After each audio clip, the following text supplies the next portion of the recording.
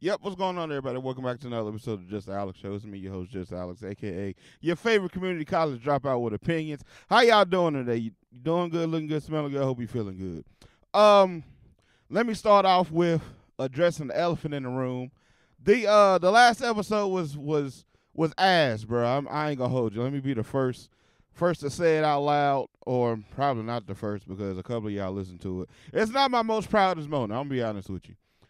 Maybe I needed to do a test episode or a kind of dust off what's the word I'm looking for?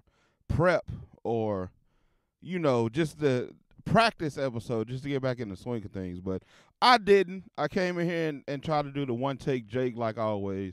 And I listened back to it and was not at all pleased with what I heard, because there was a lot of stuttering. I felt like a lot of back talk and a lot of half-ass explaining what the fuck I was looking at on my phone and trying to explain to y'all, and a lot of conversation filler words that I kept going back to, like and you know what I'm saying, and all that type of shit. And granted, I do this show by myself for the most part.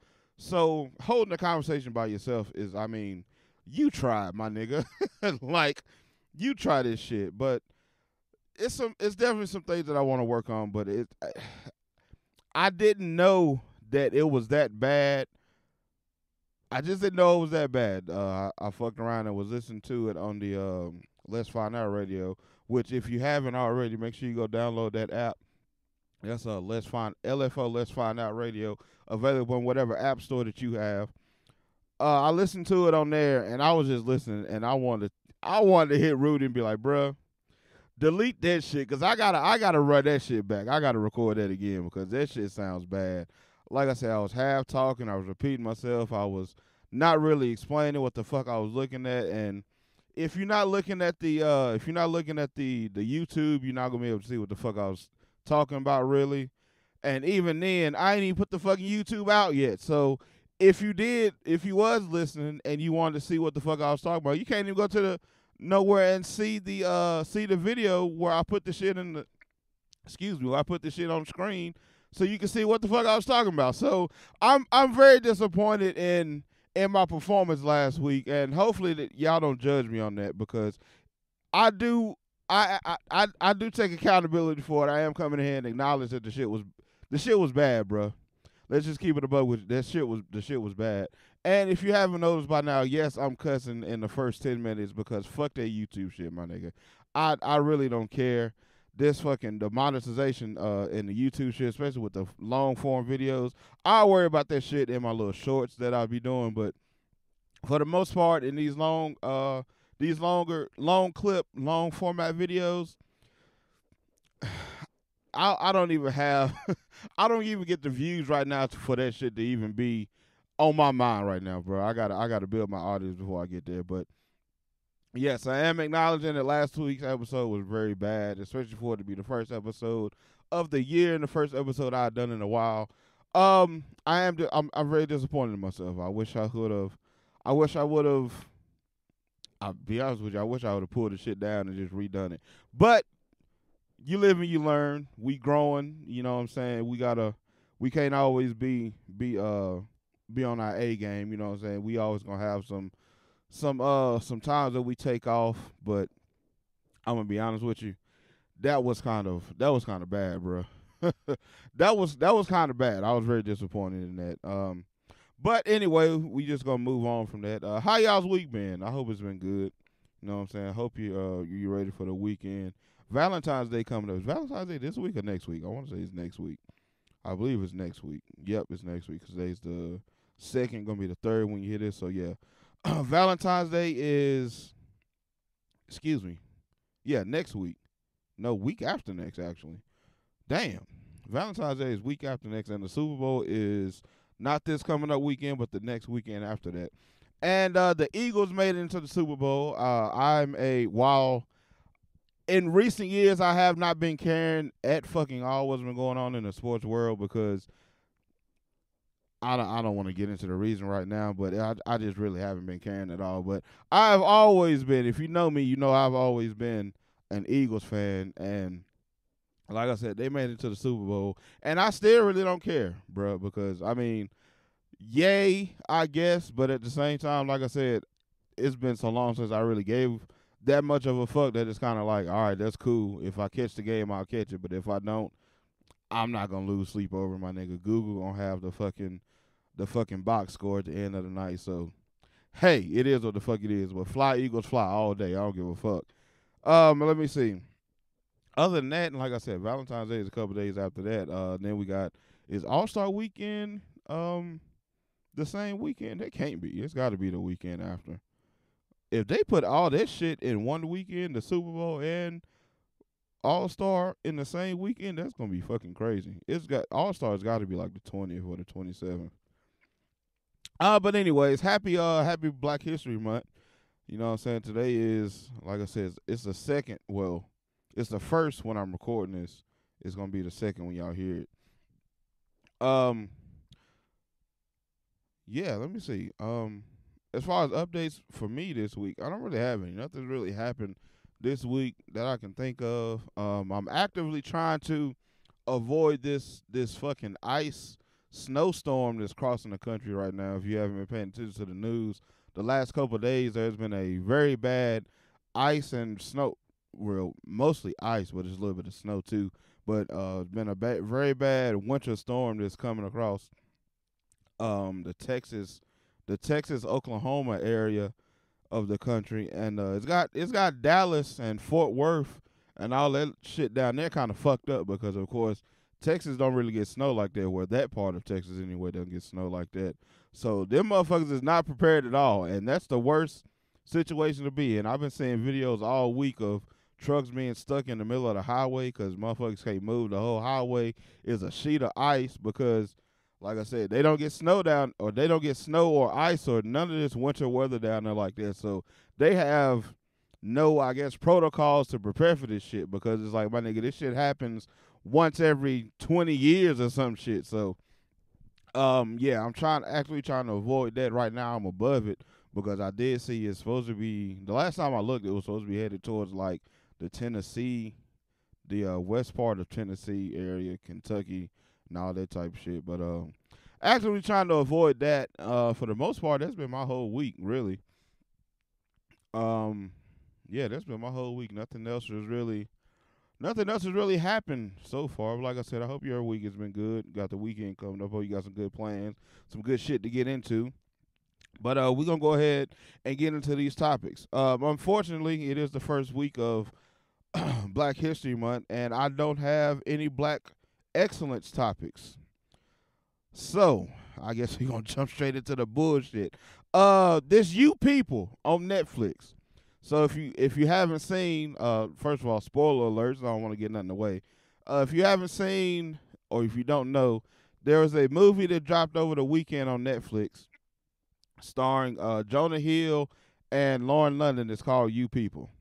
The basic plot of the movie is a white Jewish man who is Jonah Hill and a pro-black, pro-black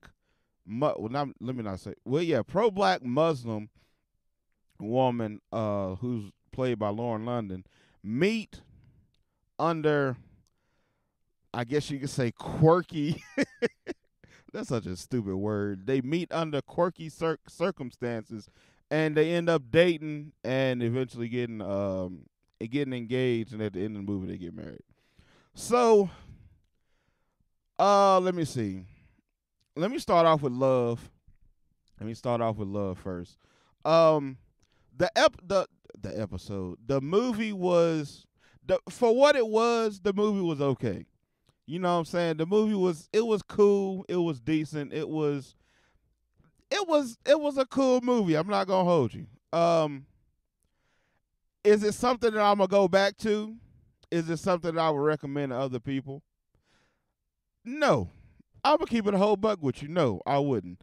It's very much a, yeah, I seen it, and that's it type of movie, bro. Like, this is definitely not something that I'm ever probably ever gonna go back to, because it's just, I feel like it's very, how do I want to put this? I feel like it's very lazy. It's a very lazy job of what they were trying to do, because it's very clear in the first 15 minutes or so. You can see that it's very clear what type of movie they're trying to go for. They're trying to go for like the what's that Bernie Mac movie with Ashton Kutcher in it? I think it's like Guess Who? I think is what it was. I'm pretty sure that's what it was. Guess Who? It's very much similar to that, with a, I guess you could say, modern twist to it, or just a modern update to it, to just, things that's been going on in the past really 2 or 3 years, really since the pandemic. This movie is everything that's happened in the past 2 or 3 years balled up into one in front of a camera, bruh. That's the easiest way I can put it. Because very early in the movie, you can clearly see that they are pushing this, I don't want to say agenda, but they are pushing this message of black people being, or not black people, I'm sorry, white people having to adopt black culture and black identity into their own world, while disregarding whatever the fuck they might feel or think about whatever the fuck's going on in the world. And I really hate to come on here and be like the Uncle Tom, have the Uncle Tom-esque take on it, but I don't agree with that at all, bro. Because while okay, so it's pushing, as like I was saying, white people adopting the black culture and everything, but it's also pushing that they have to adopt it because of some shit that white people done back in the day, which of course slavery and all that stuff. And it's very much I believe I mentioned earlier, but Jonah Hill's playing a Jewish man too, so his whole family is Jewish, and they are, I guess, heavily religious. I'm not sure. I don't really know that many Jewish people to know if they were heavily religious or if that's just how Jewish people are. But they were very in touch with, going to whatever their equivalent of church is. I'm not trying to be disrespectful. I just really don't know. But they were very clearly heavy into their religion and into their people and everything like that, which is absolutely nothing wrong with that. But on the flip side, Lauren London's parents, who were played by Eddie Murphy and Nia Long, they are very pro-black, and they are, I believe, Muslim. I believe I said that already. They're Muslim. They're very pro-black, and they're very over the top on the black side. I will say that they are very over the top. They are very, our struggle is unmatched or unpaired to anything else. And the reason I said I don't want to come in here and be an Uncle Tom or have the Uncle Tom ass take is because I disagree with damn near everything that the black people done in that movie to, I guess, quote unquote, try to get along with the opposite side, the Jewish people on the opposite side of their family. Like, it was very over the top, bro. Like, it starts off with when their parents first meet, when Jonah Hill and Lauren London's parents first meet. This nigga Eddie Murphy shows up with a fucking kufi on, my nigga. And this, like, I understand you pro-black and that's what you own, but my nigga, if you know your daughter is getting ready to get married to this white Jewish man, my nigga, like, you can tone it down a little bit, bro. Like, again, I understand you pro-black and you always for your people. I'm with that. I'm wholeheartedly with that. But at the same time, my nigga, this is the first time you meeting these people. Like, at the very least, for your daughter's sake, like, your daughter clearly wants to be with this man. She loves this man enough to be sitting down with you, his parents, and him to figure out what this wedding is gonna be like. So it's like, my nigga, you can't tone this shit down just for the sake of, okay, let me meet these people first. So there's that. There's the over the topness with Eddie Murphy's character, and then there's the whole dynamic between Lauren London and Jonah Hill's mom. So the entire time when Jonah Hill's mom first meets Lauren London for the first time, she makes it very clear that she, number one, has not much knowledge of black people and black culture, and number two, she just ain't never been around no black people like that, or she ain't never been around no black people that's gonna, I guess, speak up and say how they feel about things. But at the same time, when she meets Lauren London, she's very inviting and she's just very open to new things. And throughout the movie, her and Lauren London, they have a couple times where they try to get together, and I guess Lauren London is calling herself, trying to give her a chance, because every time, and I wish I remember the characters' names, but every time Jonah Hill's mom and Lauren London got together, Jonah Hill's mom would make little comments that came off, I guess, would come off as racist if you really look that deep into it. They came off as racist. They didn't really come off as racist, as more so they came off as just ignorant of certain things, ignorant of how she was saying certain things. And if you were somebody that was in Lauren London's shoes, I could understand you being frustrated with that.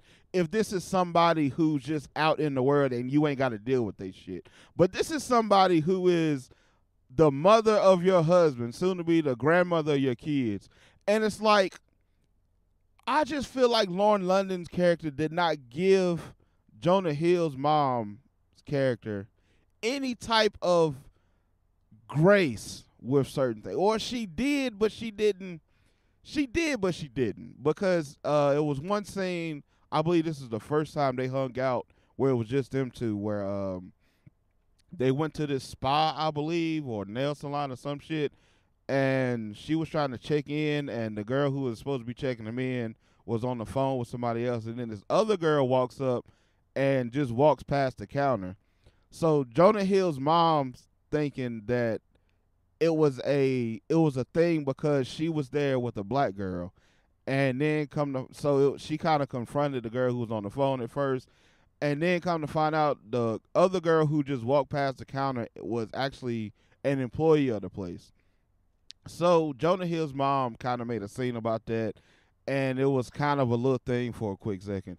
But, and I kind of guess, like, maybe Lauren London's character took that as over the topness, and I could kind of see how it could be taken as that. But I can also see how, well, I don't know. I kind of can't forgive that one, bro, because she kind of jumped the gun on that shit. She kind of did, but not really, because looking at it from her perspective, from Jonah Hill's mom's perspective, I can kind of see, every time I come in here, I go straight to the back. You know what I'm saying? I got my appointment set up, and I come in here, I just give you my name, and I go straight to the back. But this one time, I just so happened to come in with my soon-to-be black daughter-in-law. Now it's a fucking problem, and we got to wait and all this shit. And the girl, like I said, the other girl who worked there, who was, I guess, clocking in for the day or whatever, she did kind of walk past looking like a customer, because she went in the back and then she changed and came back and was sitting at the desk where the first receptionist was at. So, again, I can kind of see that, but she did kind of jump the gun. So that one I kind of let it pass. But then there was other instances, like there was one where this was like the bachelorette party, and Lauren London's friends were there, and Jonah Hill's mom and Jonah Hill's sister was there with him. And there was something with, I think they was playing Hangman, and the word, I forgot what the clues was, but Jonah Hill's mom, it's her turn to, I guess whatever the word was, and she asks, "Is it an N word?" And so they made that a whole big fucking thing. It's like, all right, my nigga, it's not that fucking serious. Y'all playing a guess the word game, and she asks you, is it does the word start with the N? But they tried to make it out to be like, is it an N word? Like, is it nigger? And so then also in that same scene, they figure out what the word was, and I think, was they celebrate? It was something that Jonah Hill's mom was trying to either celebrate or she was frustrated about, and she kind of flailed her arms or something like that, and she just so happened to be sitting or standing close enough to one of Lauren London's friends who had on a wig, and the girl's wig got caught in like her ring or some shit, and she snatched the girl's wig off. And it's like, my nigga, it's just, it was the over the topness. It was this movie was very over the top when it came to just the circumstantial shit that could happen, because her hair getting caught in her ring and her snatching her fucking wig off, it's over the top, my nigga. That shit is never gonna fucking happen, dog. But they kind of, Lauren London and her friends, they all kind of looked at that as like some shit she done on purpose, when that was clearly a fucking accident. But then on the flip side of that, and I know I'm kind of running fucking through this fucking movie, but this shit really pissed me off, bro. I'm not gonna hold you. This shit really pissed me the fuck off. But on the flip side of that, there was Eddie Murphy, who was out with Jonah Hill on their little, pre bachelor party hangout or whatever. Jonah Hill did everything that Eddie Murphy wanted to do. He went to the hood barbershop that Eddie Murphy took him to, that was in a Crip neighborhood, while he had on a red hoodie. So that was a fucking shot for no fucking reason. And then he went to the park. I can't remember the name of the park, but he went to a park where they was playing basketball and shit at, and tried to throw Jonah Hill in the middle of the basketball game, thinking he was finna get embarrassed and they was finna basically shit on him on the basketball court. And Jonah Hill ended up actually doing his thing. But throughout the whole movie, it was, like I was saying, it was given very much like the white people just have to bend and accept us, and we get to disregard them. Because now that I think about it, I don't think, outside of the shit where they was at the nail salon or hair salon or spa, whatever the fuck they was at, Lauren London didn't do anything that would have been of the culture of Jonah Hill's mom, or just not of her norm. And then on the flip side, Eddie Murphy definitely didn't do nothing that would have been out of the norm for him with Jonah Hill. But also, Jonah Hill's character was kind of a white kid who grew up in hip hop, so he was kind of familiar and comfortable, and actually had respect for black people and black community and shit like that. And bruh, I really just didn't like how black people was portrayed in that movie, to where, again, if these were strangers that you was just dealing with in passing, I could understand a lot of the shit that was going on, and a lot of the circumstantial shit that was happening would piss you off to a point to where you couldn't stand to be around the motherfucker. But this is somebody that is gonna be a part of your family. It's somebody that you're marrying into your family, or they're marrying into your family. And there was just no tolerance for the white people. And then, oh yeah, and then on top of that, and I don't know, I'm sure this movie was done way before the Kanye and Kyrie shit over the last couple of months, but the the Olympic, what the fuck am I trying to say? The fucking Olympic race wars, or the Olympic struggle awards of who had it worse, black people or Jewish people in this country, was very fucking annoying, my nigga. Like, that shit was very, again, some over the top shit.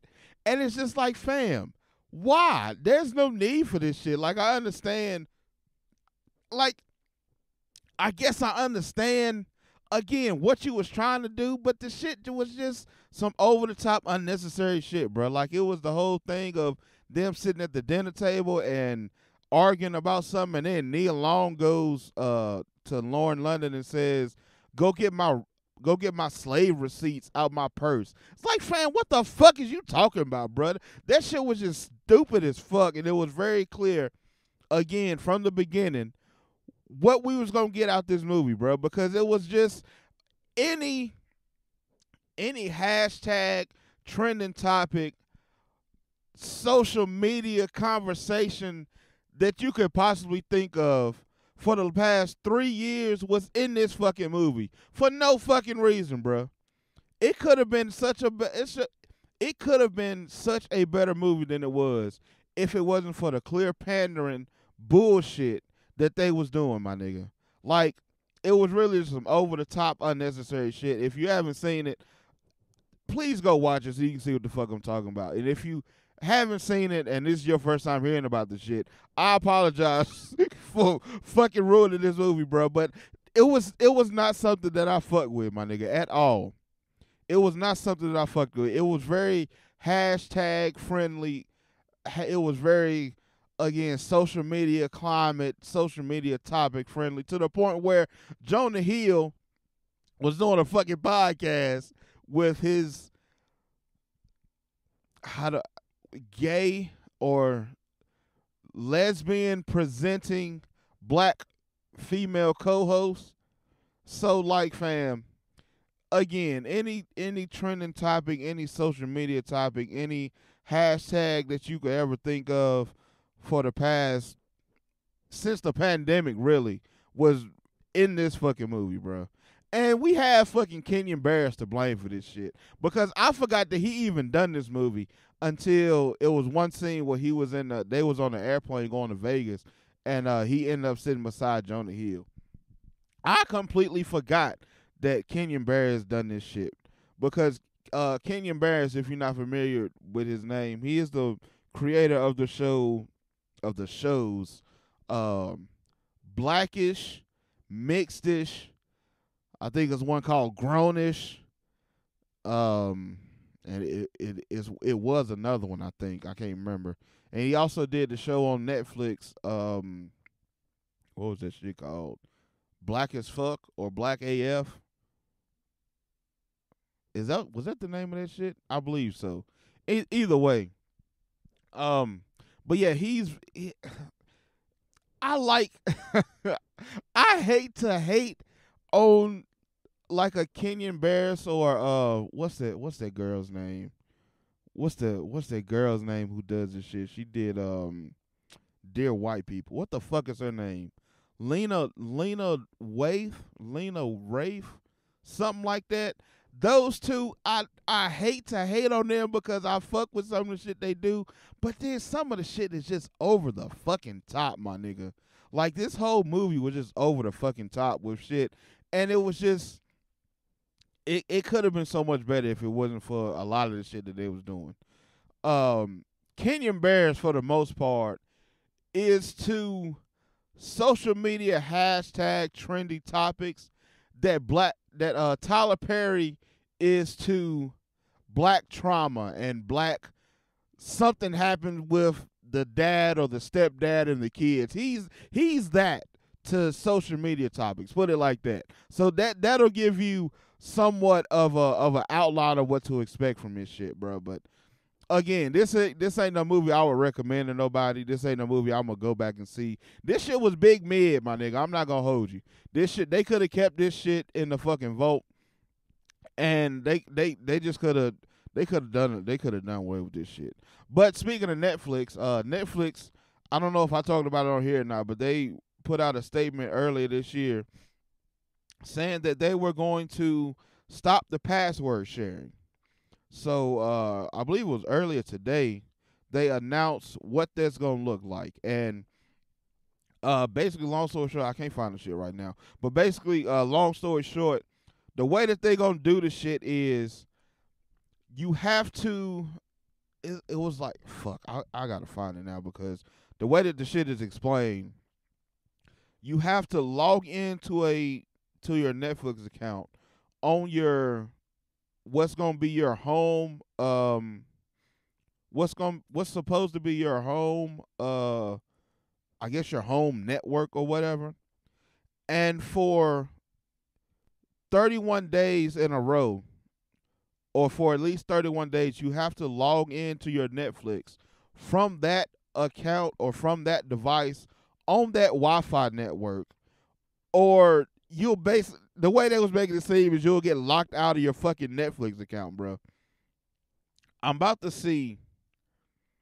I'm about to see if I can pull up a video real quick or somebody who can explain this shit a little bit better. Seems that Netflix's password sharing crackdown is going to be happening in March or April this year. And the way we know this is that in their recent earnings report 2 days ago, they stated that they're going to be expanding this password sharing crackdown more broadly over the coming months. Now the question is how is Netflix going to know if you're password sharing? Well, it's going to be kind of weird, because now you're going to have to set a primary residence on where the main owner of the account is. And anybody who lives outside of that residence, that location, is going to be prompted as not being part of the household. And if that person that's outside the household wants to have access to the account, they have to purchase additional homes, which can be additional $3 per household. Now this password sharing crackdown method is not the official one that Netflix has put out, but it's what's been used in other test markets for this service. And Netflix even knows that once they implement this password sharing crackdown, they're going to lose some subscribers at first. But they believe this is the best thing that they can do to make more money in the long run.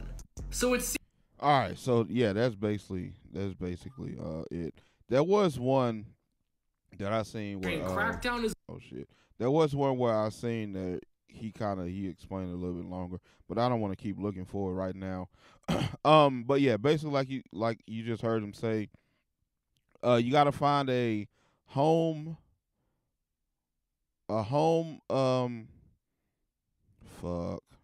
center for basically a home base for the shit. And anybody who doesn't log into that home base for a certain amount of time is locked out of that account unless you pay for access to have other quote unquote homes to your account. And bruh, this shit is fucking wild because the way they trying to do this shit, it's like, my niggas already, y'all have 1 or 2 shows every 3 or 4 months or so. Outside of that, motherfuckers don't really fuck with Netflix like that, bruh. Y'all have an exclusive movie that be hit or miss. Y'all really be killing it with the comedy shit. And that's what leads me to more about this shit, because if you don't know, Chris Rock is doing the first ever live event with Netflix next month. I want to say it's like I think it's like the 20th or something like that. But Chris Rock is doing a stand-up special, and it's gonna be the first live broadcast on Netflix ever. So what they trying to do is they trying to judge how much they could actually make to like advertisers and whatnot during this live shit. And the only way to do that is to crack down on how many accounts that there are, because each account, the way I'm assuming anyway, and I don't know for sure, but the way I'm assuming, each account accounts for maybe 1 view. And if you have multiple people logged into one account watching whatever you're streaming live or whatever your live event is, it's not gonna look, the numbers is not gonna look as fluffed as they would if it was each individual person had their own account.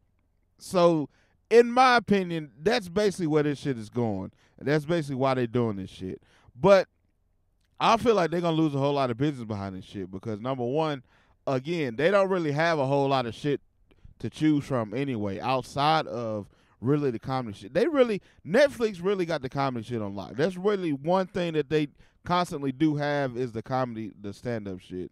Especially with the Dave Chappelle. I think they do have another one with Chris Rock before from like 2 or 3 years ago. And then of course they got the one now that I was just talking about.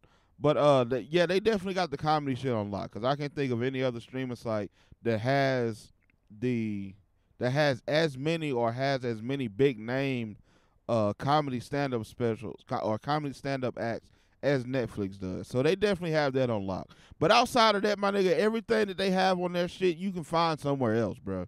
So they really doing this shit to boost their numbers or whatever way that they can, but they gonna fuck around and lose a whole lot of motherfuckers behind this, I believe, bro. Because it's just you doing a lot and you not offering a lot. Let me see. What does this say? Netflix unveils first measures to their anti-password sharing rule.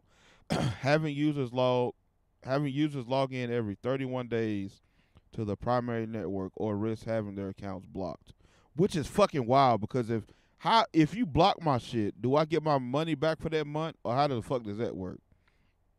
My temporary passcode can be requested from the service, which allows users outside the primary Wi-Fi network access to the account for 7 days. Fam, this shit is fucking crazy, bro. I feel like they're gonna lose a whole lot of shit behind it, because again, it's just extra measures for some shit that y'all just gotta take what y'all can get, my nigga. Like, y'all really just gotta take what the fuck y'all can get, because y'all trying to do a lot. Y'all not offering the equivalent of what y'all are, the measure that y'all trying to go. Y'all already charging. They already went up, my nigga, since in the last 2 years. They done went up like $2 or $3 on their fucking subscription already, my nigga. So you already overcharging niggas from what the fuck you was charging. Cause I believe when Netflix first came out and when the shit really got popping, I believe that shit was like $9.99, maybe $10.99 or something like that. Nigga, now that shit jumped up to goddamn, I think I pay like $14 or some shit for my Netflix right now, bruh. This shit is fucking insane, my nigga. And again, they still don't have enough shit to offer to do the bullshit that they try to do, my nigga. And I'm over it. I'm really close to canceling they shit. The only thing that they get me with is because I'm on the road and shit, and I don't have access to the fucking Fire Stick and the other things where you can find their other shit at. So I'm kind of fucked. I'm kind of locked into the shit just because of that. But I fuck around and get a TV here with a Fire Stick on it, and it's up for all these motherfucking little entertainment apps and shit, bro. Fuck all these little niggas. But shit. Anyway, moving on from that. But speaking of Nia Long, because she was in that You People movie, she's been working lately. Because, of course, I don't know if y'all seen the Best Man series that was on, what was that on, Peacock or Paramount Plus, one of those two. But it was basically a continuation from the first two movies, Best Man and then Best Man Holidays. It was basically just them wrapping up that story, or really extending that story, because it can really, the way it ended, they could still add some more on to it, but I feel like by now it's best for them to leave that shit alone, because these niggas is getting old. But Nia Long been working, bro. Nia Long has really been working. And the tail end of last year, she of course she was either married to or engaged to the Celtics coach, who they found out was fucking everybody in the Celtics organization's wife or some shit. She was engaged to that nigga or married to that nigga or whatever the fuck they had going on, allegedly. And the shit came out that he was cheating and fucking around or whatever. And she just got cheated on and went to fucking work, my nigga, with the, like I said, the Best Man shit, and then now the You People shit.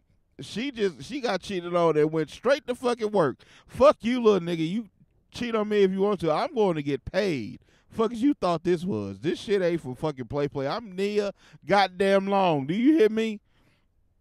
I thought that shit was just funny, because it took me a minute to realize that she had these projects back to back, and then it was like I said, coming off of the whole shit with old boy from the Celtics. I don't even remember his fucking name, but Nia Long's ex at this point, my nigga. That's who the fuck you is, because who the fuck is you other than Nia Long's ex?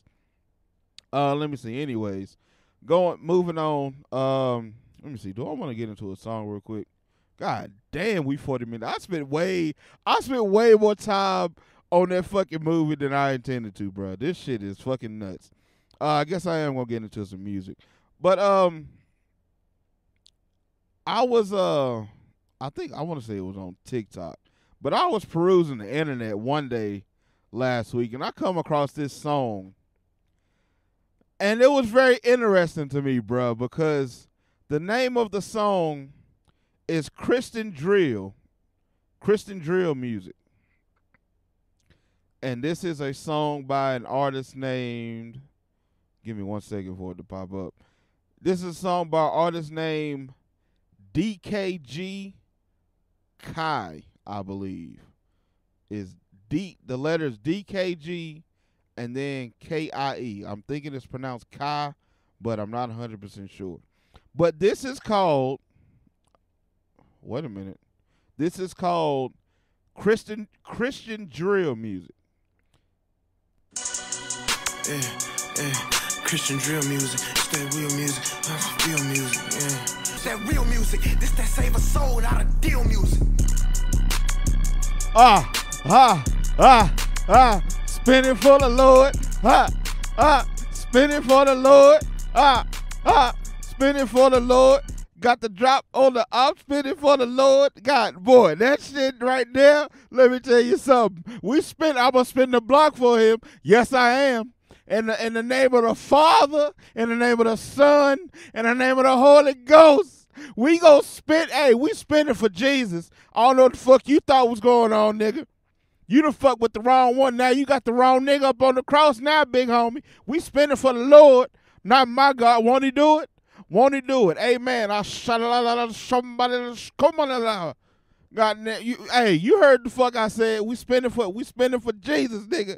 Nigga said, pop the holy water, can't pop a seal, whatever the fuck he said. Nigga, I fuck with it. Hey, we spinning for him. You hear me? Amen. Goddamn, make the chopper sing amen to the people. You hear me?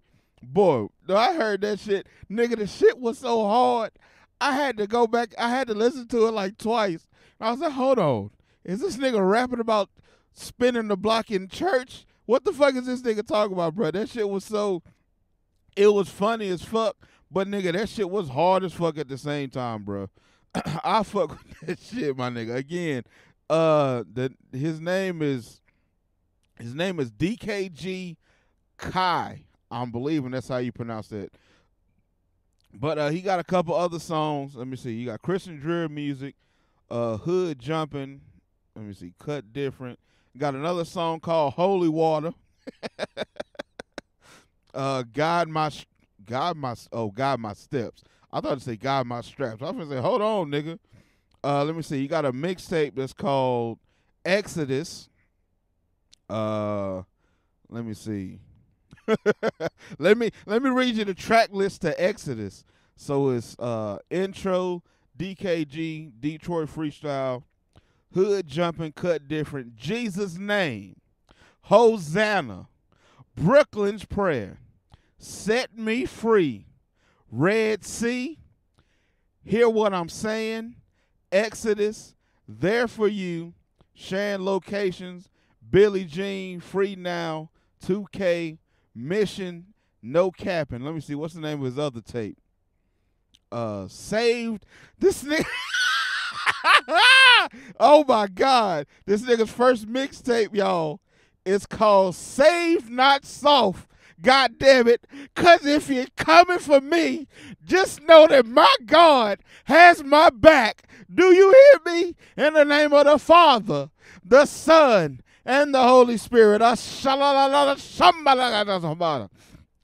man, I'm going to hell. I'm going to hell. I did not look at this nigga's Apple Music. Let me see. What's on? Okay, let me see. Oh shit! I gotta read y'all the Save Not Soft the Save Not Soft track list. It starts off Victory, Save Not Soft, Cheat Code, How to Kill a Demon. Y'all don't understand how much fun I'm having with this shit. Let me see. How to Kill a Demon, Holy Water, Forgive Me, Paid and Fine, Don't Judge Me. Don't judge me, then don't blame me. Signed to the Cross. God damn it. Get this boy. Go, boy. Let me see. Signed to the Cross. Davy Jones freestyle. Socially Missing. Baby Kid freestyle. Devil Made Me Do It / Covered Me. Oh man, I might have to play another one of these, dog. I should have looked at this nigga's Apple Music. That's crazy, bro. That is fucking crazy, my nigga. Oh man, that is fucking crazy. But yeah, go check my man out. That's DKG Kai on Apple Music. God damn it, Spinning for Jesus. Holy Water. That shit is fucking wild, bro. I'm going to hell. I'm going to hell for acting like I was speaking in tongues just now. Golly. Lord forgive me. He know my heart. He know my heart. Oh man. But anyway, speaking of Christian rap, and I meant to talk about this last week because it came out a couple weeks ago now. But Kanye West was recently spotted out some fucking where with a wedding band on, and it came out that he was married to, I believe she was the head of Yeezy design team or some shit. I don't fucking know. But apparently and allegedly, they got married at a private ceremony, but they didn't really get married because there's no fucking marriage license. So basically, they got married privately and announced it to the world. But then they not really married, so they just fucking probably run around with wedding bands on. Because what I don't understand, and you niggas be falling for anything, what I don't understand is, how the fuck do we know that they got married privately if they didn't fucking tell us? On top of that, if there's no marriage license, y'all didn't really get fucking married. Y'all had a party, y'all probably kissed or whatever the fuck, had a couple of y'all's friends and family there, and then was still running around talking about we go together, but with rings. Shut the fuck up, Kanye West. Dog, this nigga, he's been doing any and everything to try and get back in the social media or in the social conversation, but motherfuckers are just ignoring the shit out of him, bro. Ever since he got his money took from him, I think they took his Instagram from him, either his Instagram or his Twitter or one of them. They took that shit from him and basically shut him up for the most part. That nigga has been trying to do everything. He was running around with what's that motherfucker's name that just got arrested for some sex scandal shit or something. Andrew Tate, I believe is his name, which I still really don't know who the fuck that nigga is. I just keep seeing his name all over everything, but he was running around with him for a little while. Then he did some shit with what's that crazy motherfucker's name? Alex Jones, the one who was big on conspiracy theories and shit. He done some shit with him, and Alex Jones was whatever the fuck. That was when he said that shit about that was when Kanye said that shit about. He said something about Hitler. I forgot what the fuck he said. He said some nut ass shit, but that was when he said that shit in that interview. And bro, I'm just so glad motherfuckers stopped putting that shit out of him just acting out. And you can clearly see that it was motherfuckers that was just trying to use his name for fucking clout or whatever, because it was I think it came out that he did an episode of The Shop, which is LeBron's show, and whatever the fuck he said on there, LeBron said, I'm not putting that shit out on my platform. That nigga wanna say whatever the fuck you want to say in front of them white people, and they use them for clicks and views and all this shit. You can do whatever the fuck you want to, but Brian said I ain't standing with that shit, and that shit ain't coming out. So, yeah, that shit happened. But, yeah, how the fuck you get married privately, but then everybody on social media knows about it? This shit is, them motherfuckers do some of the weirdest shit. Kanye and the Kardashians, all them motherfuckers do some of the weirdest shit. But off of talking about Kanye, the nigga Pete Davidson, which is the white boy who was running around with Kim Kardashian, 2-3 months ago, like they were so in love or whatever the fuck. Him and Snoop Dogg are going to be Pro Bowl captains of the Pro Bowl teams this year, which fucking nuts, my nigga. You see what fucking a Kardashian will get you, bro? Do you see what sticking your dick in a white woman? You see what sticking your dick in a white woman gonna get them specific white women to get you anyway? Because who the fuck was Pete Davidson before he was running around with Kim Kardashian, my nigga? Like, he was, if you watch the SNL shit, which I'm gonna be honest with you, I really don't know nobody who watched SNL shit. You kind of familiar with Pete Davidson, and he do stand-ups, and I think he got like 1 or 2 movies out or some shit. Now, who fucking knows? But this nigga stick his dick in Kim Kardashian 2 or 3 times, and now this nigga has a fucking deal or partnership, whatever the fuck going on with the NFL. Nigga, that pussy is magical. Do you hear me? I need some whatever the fuck Kim got going on. She could put you in places like that, nigga. That's some different shit, bro.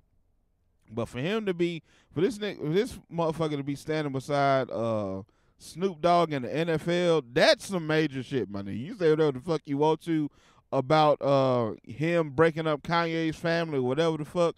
That is some magical pussy right there, my nigga. Excuse my vulgarness, but my nigga, god damn, had this nigga on her reality show and every fucking thing, and now I got this nigga NFL partnership. Ain't that some shit? Oh man, let me see what else we got. Do I want to? Excuse me. Do I want to cover that right now? Probably so, because I don't want to end off. I don't want to end off on no sad shit. So let me see. Let me actually go to the actual post that I seen about the shit. So there was this 17-year-old rapper. Hang on, give me 1 second. Okay, there was this 17-year-old rapper who went by the name of Saucepack TB. I'm guessing that's how you say that. I'm assuming that's how, because it's just the C's is crossed out. So yeah, it was a 17-year-old rapper by the name of Saucepack TB who overdosed. This was, when was this? On New Year. Damn, this was on New Year's Eve. Well, this is when this was posted on New Year's Eve. And his mother is now suing. He was signed to Sony Music Group, and his mother is now trying to sue, or is suing, Sony Music for a wrongful death suit. The mother of rapper Saucepack TB has reported a wrongful death suit against Sony Music, claiming the company allowed her son to die of a drug overdose just 4 days after his 17th birthday. Which this is really some wild shit. Let me see. Let's see. It said was found unresponsive in Houston. Was found unresponsive in Houston, Texas, in a Houston, Texas suite. And this was November. Okay, so this was just posted on Christmas Eve. Saucepack. I don't know why the fuck I can't talk right now. Saucepack TB was found unresponsive in a Houston, Texas hotel suite on November 6, 2020. November 6, 2020. Oh, so this is old. Okay, by his manager, who was sharing a room with him, his mom, Kenyatta Hardy, who is suing Sony Music Entertainment. She claims she voiced her concerns about her son's well-being after seeing photos of him on social media using drugs and appearing high. Hardy even suggested that her son take a break and spend more time at home. Asked the label if he needed help. The court papers allege, but Hardy was assured by No Stress Entertainment, which I'm guessing is the subsidiary that he was actually signed to. No Stress Entertainment assured Hardy that it would keep him safe and away from drugs and the suit claims.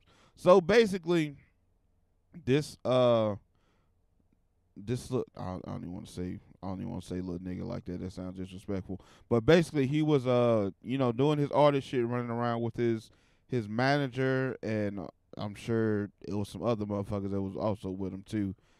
But they was just running around doing their artist and manager shit. He was, doing whatever that may consist of in the studio, parties, whatever the case may be. And he ended up overdosing. I don't believe it said on what he actually overdosed on. Not that that really matters that much.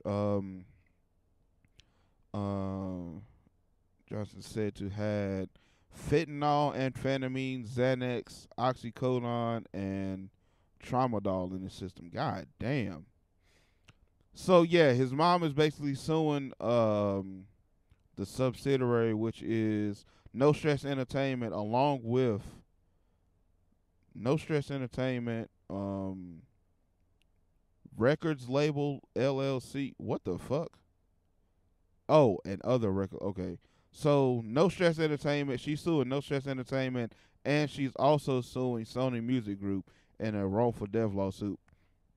I'm gonna keep it a buck with you, and since I seen that post, I haven't seen any updates on it, so I don't know where they are in the case right now. But if you ask me, and granted, whether no matter which way this lawsuit goes, it's not gonna bring her son back, unfortunately. So prayers to her and rest in peace to her son. Prayers to their friends and family and everything. But I don't see how she loses this. I'm gonna keep it a buck with you. Especially with him being underage, him being under the age of 18. He's not an adult. He's not 21, so he's definitely not an adult. He's nowhere near an adult in any way, shape, or form. So in whatever means that he got a hold to whatever he was a hold of, whether it was drugs, alcohol, or whatever the fuck it was, he's not old enough to be able to purchase any of these things on his own. Regardless of whatever. I mean, I don't see a world where they can pass off judgment of this shit, or they can pass off blame of this shit. The music label, I mean, because he's clearly underage, and everybody else who was there, I'm assuming, is very much of age, and he was their responsibility. So I really and truly do not see how she loses this case. Again, unfortunately, it's not going to bring her son back. But, my nigga, somebody got to answer for this shit, because they state, and I don't really want to have this conversation right now, but music labels stay doing shit like this with artists, especially younger artists. They get them in these situations to where they take advantage of them in every way, shape, or form.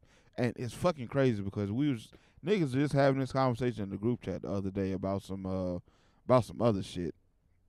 But they take advantage of them in multiple ways. They take advantage of them by, getting them in these positions where they get them away from their family and friends and things of that nature. They try to put everybody from the label around them, and everybody from the label just has the label's interest at heart, and the label's interest is the music, because they own it, or they own the majority of it at least. So that's really all they care about at the end of the day. And the artist is just the fucking artist, my nigga. And it's crazy, because there was an argument going on social media surrounding surrounding Gucci Mane and a whole lot of his artists, because a whole lot of his artists in recent years have been locked up. It really started with the Big Scar shit that was going on that I'm not finna talk about, but the Big Scar was one of Gucci's artists who recently passed away, and people just started talking about, the other things that some of the artists that Gucci had signed was going through, where they had legal troubles or they got into legal troubles after they got to a certain level of fame. And I guess niggas was trying to lightweight blame Gucci for that shit, which that's not his responsibility to keep them niggas out of trouble, because to my knowledge, all of them niggas is grown for the most part. But even if they wasn't grown, it's really not his responsibility to keep them out of trouble if they going out their way to do some extra bullshit. But in a situation like this, somebody was giving this young man drugs. And yeah, like I said, somebody got to be held responsible for that shit. But going back to the Gucci conversation, yeah, they was trying to lightweight blame Gucci for a lot of the shit that was going on with his artists. And it's not his fault that they doing whatever the fuck they doing to get in trouble to go to jail. He just so happens to find talent where he finds talent at, which just so happens to be the hood. And niggas be wrapped up in shit, and they don't want to leave shit alone and focus on the music shit where they can get some legit money and leave the bullshit alone. So, I mean, hey, that is what it is. But yeah, fuck, I was saying something and I completely lost my train of thought before the Gucci shit. Oh yeah, the labels, like I said, they get these people around these, especially the younger artists, where again, they only focus on whatever is beneficial for the label.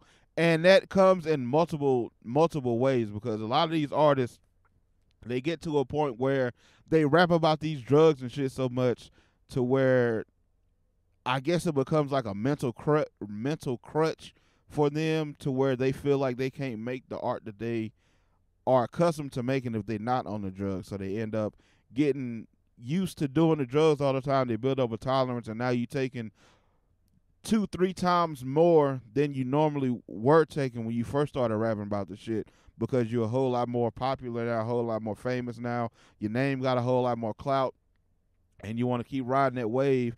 And to keep riding that wave, the only way to keep riding that wave was to keep putting out music. So you keep doing these things constantly, and again, building a tolerance up, and now you're taking way more than you can handle at a certain point.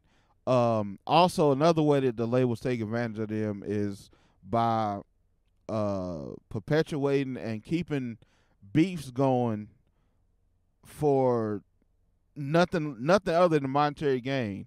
Again, I was in a group chat earlier this week. And I was talking about this anyway, but it stemmed from a different conversation that we was having. But very similar to, and I probably talked about this before, but very, very similar to the way when NBA YoungBoy and Lil Durk was beefing last year, and I don't even know if this shit is still ongoing or not, but and also Kodak Black was in this too, but well, not in their beef, but Kodak Black was in my example to this. But they'll take two big artists like again, NBA YoungBoy and Lil Durk, who are arguably two of, not even arguably, nigga, if you just look at the numbers there very clearly, they are two of the top, I'll say two of the top 5 rappers right now today as far as commercial success, popularity, and what's the word I'm looking for? Like a household name. They're both household names if you are in the hip hop world at all. You know those two names. Those two names stand out. So the way they take advantage of them when they're beefs is, of course, the record labels own whatever part of their music that they own, whether it be their masters, their publishing, or whatever the case may be. But the record labels only gain from them putting out beefs or putting out diss tracks that end up being number 1 and number 2 or just top of the chart songs. So you had songs like Lil Durk, Aha, which was a diss to NBA YoungBoy, and then you had NBA YoungBoy song, which was called I Think I Hate YoungBoy. I think that was the name of that song, which was a response to Lil Durk's Aha. They'll take those two songs and put them together on these bullshit ass playlists and just have motherfuckers playing these songs over and over again while they just sitting back collecting money because these streams is going crazy because these two niggas hate each other and want to kill each other, and they just keep making songs about the shit, and everybody just keep going back and listening to the songs. Meanwhile, on the flip side, these niggas is really into some shit like motherfuckers that already died over or between, you know what I'm saying, the beef that they got going on and shit like that. So, fam, it's just, and again, I don't really want to talk about this shit. I want to talk about this so I didn't end on this shit, but it's just, it's very in your face of what the fuck they be doing, because soon as, you know, one of these motherfuckers die or something, you know, God forbid, knock on wood, knock on whatever you near, soon as one of these motherfuckers die or something, due to, you know, these diss songs going back and forth, only thing the label gonna do is find another little nigga in the hood that can make a catchy beat with some auto-tune and some melodies and shit, and start peddling his music out while they own 95% of his fucking whatever the fuck you gonna make from his music.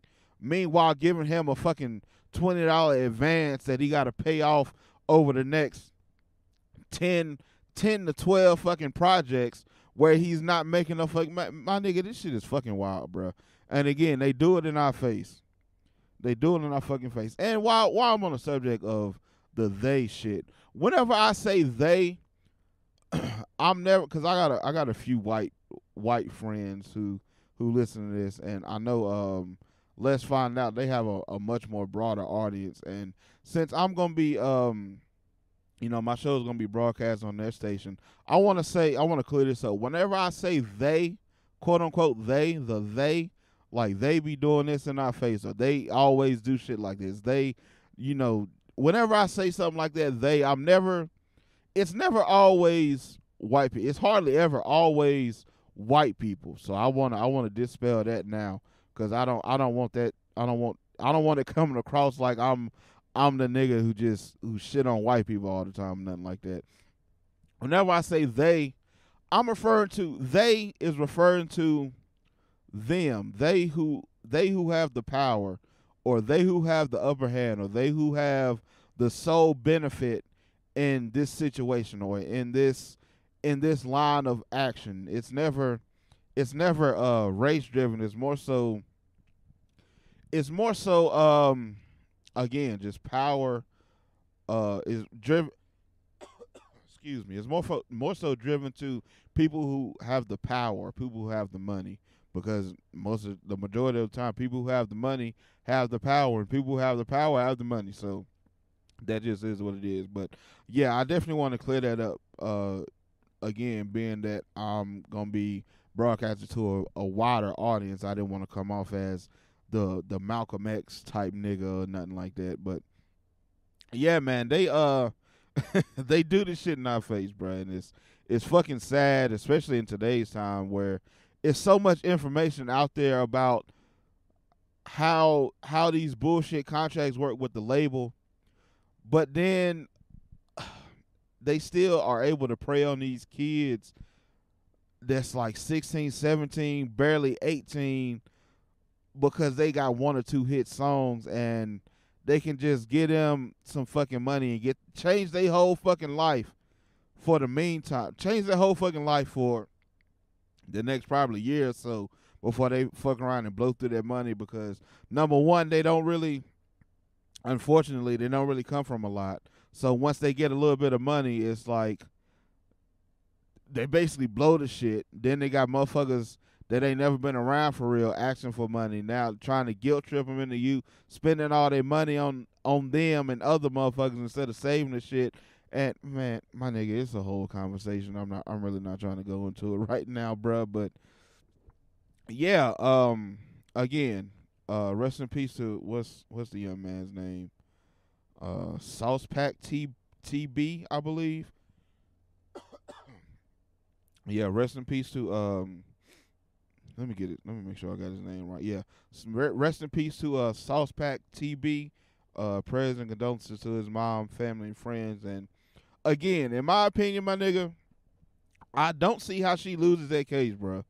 I don't see how she loses that case because he had just turned 17. So he's very clearly a minor. He's very clearly in the hands and the responsibility of whomever the label assigned to him for whatever time being. You know, so I just don't see how she loses that case. But we gonna move past that. We gonna move past that. Let me see. I think I'm gonna get into another song real quick. Excuse me. I think I'm gonna get another song real quick to switch gears again, lighten up the mood. Damn, we had an hour and 12. Yeah, I need to wrap up soon. Let me see. This is a song coming from. Come on, my fucking phone will load. This is a song coming from Sess Real off his new project, Carolina Borders, and this is 2 a.m. in L.A.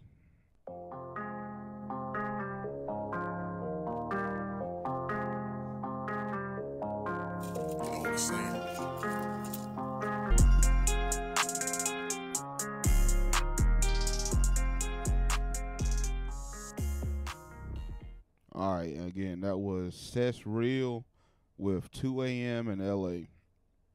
Let me see. I think I had a couple more topics I want to hit on before I get up out of here. So let me see. So they just announced the other day, well, I believe last week or so, the Lovers and Friends Fest Part 2 was just announced. And my nigga, they have a crazy ass lineup again. If you don't remember, this was a festival I talked about a couple episodes ago now, where I said it actually happened. And at first I thought it was bullshit because there was so many motherfuckers that they had listed. It was like, there's no fucking way they got all these motherfuckers performing at this fucking festival. But I did see some shit earlier that said the way that they do this festival and the way they get away with this shit is they basically have motherfuckers come out, do like 3 or 4 songs, and then that's it. And it's on to the next motherfucker type shit. So motherfucker come out. I want to say the basic overall theme of the festival is like early 2000s vibes. So they'll come out and perform whatever hit that they had at the time, and then the next motherfucker will come out, and it's a 2-day festival, I believe. Yeah, it's a, let me see. That's just for the ticket purchases. But yeah, I want to say it's a 2-day festival. Saturday, May 6th to, it don't say. I know this ain't 1 day. But anyway, last year it was a 2-day festival. But let me just read the names of the motherfuckers that's on here. So I'm going from left to right. So it's Nelly, Busta Rhymes, Flo Rida, Master P and No Limit Soldiers, Sean Paul, Shaggy, Beanie Man, Chris Brown, Genuine, Remy Ma, JoJo in Vogue. I don't know what that is. Backstreet, Jagged Edge. Who is Backstreet? No, I can't fucking read. Blackstreet. Jesus Christ. Blackstreet, Jagged Edge, next. Wayne Wonder, Kevin Lau. I'm saying it wrong. Why am I freezing up? I know that name. Why the fuck am I saying it wrong? 702, Lil Mo, Lumity. I'm fucking these names up, fam, and I should know these fucking names. This is terrible. Missy Elliott, Mariah Carey, Pitbull, Usher, Christina Aguilera, Summer Walker, Janae Aiko, Miguel, Party Next Door, Bryson Tiller, Boyz II Men, Omarion, Bow Wow, Lil Kim, Eve, Soulja Boy, The Brat, 50 Cent, The Diplomats, Nori, Chingy, Petey Pablo. Jesus Christ, where did they find Petey Pablo at? Manny Fresh, them franchise. What the fuck they find them franchise boys at? Young Jock, Baby Bash, Frankie J, MC Magic, and Lil Rob. So again, fucking super stacked. But now that I seen the shit where they was basically saying how the festival went or how the shit went last year, I can see how they get this shit off, because a whole lot of these motherfuckers do 2-3 songs and then you got to get the fuck on somewhere. It's to leave room for the Chris Browns, the Missy Elliott's, Mariah Carey, Pitbull, Ushers, Christina Aguilera, Miguel, 50 Cent. Those are the main runs. Boys to Men, Omarion, Bow Wow. Omarion and Bow Wow got the fucking Millennium Tour, and Soulja Boy. Why the fuck is that? I'm surprised Pretty Rick ain't on this bitch. But yeah, that's happening again this year, and again that's the Lovers and Friends Fest, and that's gonna be Saturday, May 6th this year. I want to say it's the whole weekend, but I fucking click out of the shit now. So yeah, let me see. That was that, nigga. I'm contemplating going out there. I ain't gonna hold you, because that's a whole lot of motherfuckers. But I gotta look and see how much that ticket is, because also Lil Wayne announced he's going on tour. The Carter, or is it Welcome to the Carter? Something the Carter. He's going on tour. He's doing smaller venues, because of course Wayne is Wayne, and I don't see why this nigga ain't doing fucking arenas and shit. But yeah, it's Welcome to the Carter tour. And yeah, he's doing, like I said, smaller venues. It's presented by Young Money and Rolling Loud. Maybe that has a lot to do with it. That probably has something to do with it, Rolling Loud. That most definitely probably has something to do with it, because Rolling Loud and Live Nation, because I want to say the Ritz and the Fillmore are Live Nation buildings. But anywho, I seen the pre-sale on them shit. The package that they got up right now is like $350 for that Wayne shit. But of course, they come with a whole bunch of shit. But still, nigga, $350, my nigga. That's a lot for one night, fam. I'm not finna hold you. That is a whole lot for one night. But I got to see what them pre-sale tickets look like Friday. So, or not the pre-sale, but the actual tickets, general admission tickets look like, because I'm definitely trying to be in that bitch, because I don't give a fuck if this nigga was performing at somebody's backyard, nigga. This is still Lil fucking Wayne. Don't get it twisted, my nigga. This is still fucking Mr. Carter himself, goddamn. What is you talking about? Let me see. Moving on from that, though. There was something else that I meant to cover. Bojangles is coming out with a hard sweet tea. This shit is nuts. It's basically, from my understanding, it's gonna just be like the Mike's Hard Lemonade shit. It's an alcoholic drink, and I thought the shit was fake for a minute, but then I seen a legit post on the Bojangles Instagram, and shit real, my nigga. Shit is fucking real. I couldn't believe the shit, and it's gonna be made at some distillery in Western North Carolina.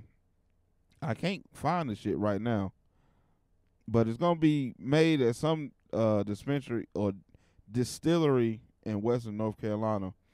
And again, the shit is real. I thought the shit was fake as fuck when I first seen it, but apparently the fuck not, my nigga, because it's actually not on the Bojangles Instagram. So where the fuck did I see it at? I seen it somewhere, and it was attached to some legit shit. It was attached to the brewery that it was supposed to be made at, or am I just not going back far enough on their timeline? Because nope, this is July of last year, so I'm definitely then past where it should be. So maybe it's not as legit as I thought, because the shit that I seen, the shit looked like it was finna be legit to me. Cause I started seeing it in more than one place too. But right now, I don't see the shit. So I take that back. I take that back that quick. Because nope, here it is right here. It was actually on the fucking news. Bojangles launches hard sweet tea. Bojangles collaborated with Appalachian Mountain Brewery on hard tea to find in North Carolina stores in spring 2023. So yeah, I guess it is real. I guess it is real. So interesting to see what that's gonna be like. I wonder if the shit gonna actually taste like their actual sweet tea, my nigga. Because that Bojangles tea, especially if you get it in the jug, in a little half gallon jug, that shit hit the same every fucking time, my nigga. I don't know what they put. They sprinkle crack in that bitch, I believe. But that shit hit every single time. Now, if you go inside the store, go to the drive-thru or something, and you get the sweet tea in the cup, it's not gonna be the same. That ain't the sweet tea that they put in the cup, or they put in that little fucking container that be in the store where you go to get your own tea, or where they get your shit when you get a regular drink out the drive-thru or something. That is not the same tea that be in them jugs, my nigga. I don't care what nobody say. That ain't the same tea. That tea that be in them jugs, my nigga, that shit's something different. Do you hear me? I go to jail about some goddamn Bojangles tea that's in the jug, my nigga. What is you talking about? We can fight right now today. You hear me? But yeah, I'm interested to see what that shit is gonna be like, what that shit is gonna taste like. I meant, and I wonder if it's gonna only be in North Carolina. I just read the shit. Find it in North Carolina stores, and so I guess it is just gonna be in North Carolina. Nope, that's something for motherfuckers to be raving about in a couple weeks. I would think, because it said spring 2023. That's right around the corner, my nigga. Because Groundhog's Day was what? Yesterday, day before yesterday, I believe. So spring is coming up, my boy.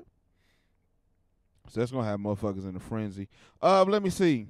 Oh, I should have talked about this coming off the Spin the Block for Jesus song, my nigga.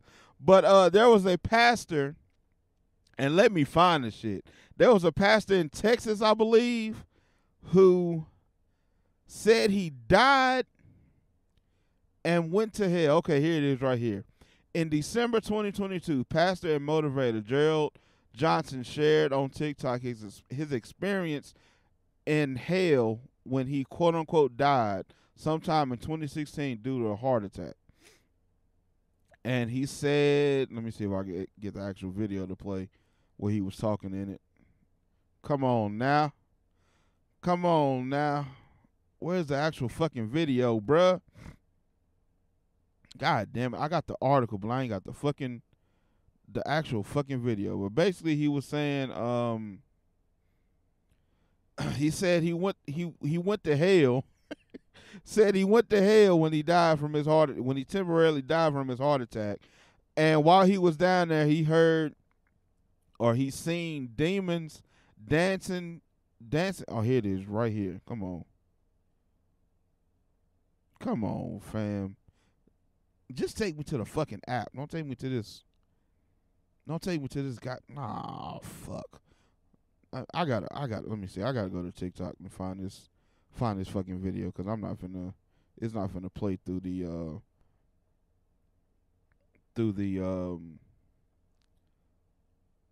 what you call it. All right, here it is. Or here one of them is. So is it true that you saw hell? Oh yes, absolutely. I saw the real hell. I was there, and I wouldn't wish that upon my worst enemy. I don't care what a person has done to me. I would never wish that on them. But for me, the way it went is that I thought that I was having a heart attack, and my spirit left my physical body, and I thought that I was going upward, but because I thought I had done so much good in this lifetime and helped so many people and made so many decisions that were godly decisions, but as opposed to me going up, I went down, and I went literally into the center of the earth, and that's where hell is. Jesus even said that in the scriptures. He says, just as Jonah was 3 days and 3 nights in the belly of a whale, so shall the Son of Man be 3 days and 3 nights in the belly of the earth, which is where hell is. The things that I saw were literally indescribable, and it just makes me emotional every time I talk about it. But it was one of the things that I saw that just blew me away was there's a man on all fours like a dog. He was burned from the crown of his head to the soles of his feet, and his eyes were bulging out. And what was worse than that is that he had a chain around his neck. So he was like a dog in hell. And what was even worse than that is that who was holding the chain? It was a demon holding the chain. And I knew, because things are they're not said, they're known. It's like a telepathic communication. I knew that this demon was sent in this man's life to ride him from his childhood until the time that he died, because the demon knew that if I could stay in his life long enough on the earth, if I can keep getting him to not serve all right, God, fam. I didn't realize this is the whole fucking thing. I'm trying to get to the part where he's talking about and to get he's seen the demons talking and shit. Rappers and every lyric to every song Here it is is, to right get here. bars and to be hot and to be fresh and to get that swag. But when they open themselves up to a false high, it's like illegal access into the spirit realm. They actually come in contact with demons who give them lyrics for the purpose of controlling people on the earth. So here, music is for like to get over a breakup. Don't worry, be happy. I busted windows out your car, or under my umbrella, or whatever. Every lyric to every song is to torment you as to the fact that you didn't worship God through music when you were on the earth. So it's like, you had a chance to worship him in church and worship him at home and worship him through music, but you chose to worship Satan by repeating the lyrics that he inspired to come into the earth. So there's people there for that, because music is very controlling. And I was angry with God, because it's like, how did I do this much good? And I'm actually... All right, so that's basically the gist of what I was talking about anyway. I didn't realize that I clicked on the damn near the full fucking interview, but yeah, so he said he found out that the lyrics in a lot of these songs come from demons who whisper them into artists' ears, basically, so they can put the songs out and have people dancing and singing along while secretly worshiping Satan. But Pastor, that's not what my biggest concern about this whole ordeal is. My biggest concern, Pastor Reverend Gerald Johnson, why was you in hell, my boy? Why did you die and go to hell? That's the only question that I have for the people. Me and the people in the congregation all want to know. How the fuck you end up in hell? You supposed to be the motherfucker that's interpolating this Bible and giving us these lessons from the Bible to teach us how to live our best lives so we can get to the pearly gates, to the man above. And you die from a little heart attack, little mini palpitation or whatever the fuck, and you go downstairs to the big house. How the fuck that work, Pastor? I got questions, and I need answers. I also need my tithes back, nigga, because this shit ain't going to the right place, apparently. I need to start paying rent somewhere else. You finna have me and my family fucked up out here. Fuck is you doing, Pastor Gerald? Fuck we got going on, my nigga. I actually want to listen to the rest of this shit so I can see why he said or why he feel like God sent him to hell. Let me see. I'm actually in hell. Well, I lifted up out of hell, and I came back on the earth, and God began to speak to me. I actually saw the real Jesus. I saw him, and he began to speak to me, and he said, you have been secretly upset with the people that hurt you. You have been hoping that I would punish the people that hurt you. He said, these are not your people, these are my people. Oh, you went to hell because you won't let their hurt go. You got to let their hurt go, Pastor. You got to let it go. Forgive and forget is what the Lord said. You got to let their hurt go, my boy. That's why you went to hell, huh? Yeah, I'm going to still need them tithes and offerings back, though, because it's the first. You know, it's the first. Got to pay that rent. It's the first. It's the first. Nah, but I just seen that shit. That was some wild shit, man, because when I seen the headline, Pastor goes to hell, it says the headline, the first headline I seen, Pastor Goes to Hell, and says Rihanna is singing demon music with her song Umbrella. Bro, that shit was fucking nuts. It's even crazier to actually hear the whole shit. But yeah, that's like I said, I should have talked about this shit coming off the Christian drill song, but I forgot all about this shit being on my topics list. God damn, we had an hour and a half. Jesus. I think I'm gonna go ahead and end it. That was pretty much all my topics anyway. So, yeah, this has been another episode. Excuse me, Jesus. Every time I get the fucking hiccups, I'm glad I made it this far without them though. But this has been another episode of Just Alex Show. I've been just Alex as always. Thank you for listening. Make sure you like, share, subscribe, comment, DM, because you might have the fuck you feel. For any of the new listeners out there who's interested, you can find me on all social media platforms that matter. Just Alex 336. Just Alex 336. The number is 336. That's gonna be my Instagram, my Twitter, my TikTok, I think Snapchat, and I believe that's all. Facebook. You can find me on Facebook at I think it's Alex from the Pod is what I changed the shit to. Yeah, Alex from the Pod on Facebook. But other than that, other than Facebook, everything else is just Alex 336. But yeah, make sure you. Oh well, I already said all of that. So yeah, we're gonna get the fuck out of here. Let me see. Do I want to end off on another song real quick? Let me see. Oh, Mike spin the block for Jesus one more time. Just because, hallelujah. I'm going to hell, fam. I am going to hell. Let me see. Actually, I do want to play another song. What was Brother's other song that he dropped? Because I know I played one of them. But let me see. Let me go out with this other one that he dropped. So let me see. Where you at, my nigga? Where you at? Where you at? I played that one. So this is Free Will. Free Will dropped 2 songs over the last couple of weeks. This is I played one of them last week, but this is his other song, Gratis by Frii. Gratis. I hope I'm saying that right, bro. I don't fucking know, my nigga. But this is the other song that he dropped again over the last few weeks. I heard from a little birdie that we might be getting some more music from Wave Syndicate pretty soon. So we shall see. But I'm finna get up out of here.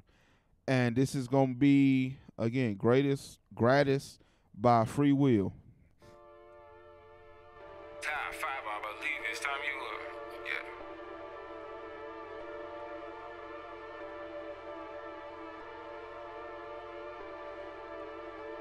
Top 5, I believe it's time you address me proper. None hotter.